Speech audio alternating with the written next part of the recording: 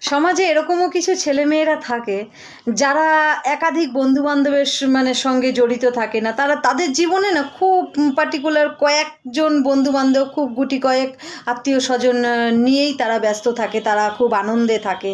তো সেই সব মানুষগুলোকে হেয় করার কোনো প্রয়োজন নেই। তারা একাধিক বন্ধুবান্ধব রাখে না, তার কারণ তারা খুব অল্প বয়সের মধ্যে না জীবনের অনেক কিছু শিখে নিয়েছে।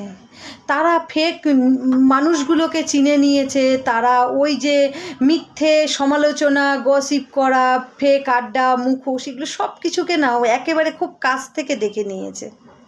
তাই সেই কম বয়সী ছেলে মেয়েগুলো যারা একাধিক বন্ধুবান্ধবের সঙ্গে হইহুল্লোড় করে না, আড্ডা মারে না, তাদেরকে এতটাও ছোট করার প্রয়োজন নেই। তারা না তাদের একটা আলাদা জগৎ তৈরি করে নিয়েছে।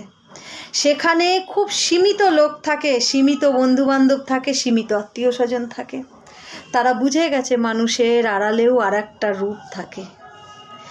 তাদের জগতে যদি কোনো মানুষ থেকে যায় বা প্রবেশ করে, তাহলে সে যেন নিজেকে স্পেশাল মনে করে। কারণ তাদের সার্কেলের ভেতরে যে কেউকে ঢুকতে দেয় না তারা। তাদের একান্ত যখন মন থেকে ঘনিষ্ঠ মনে হয় বা তারা মনে করে যে না, এই ব্যক্তিটা আমার জীবনে থাকা দরকার, তবেই কিন্তু তারা তাদেরকে রাখে।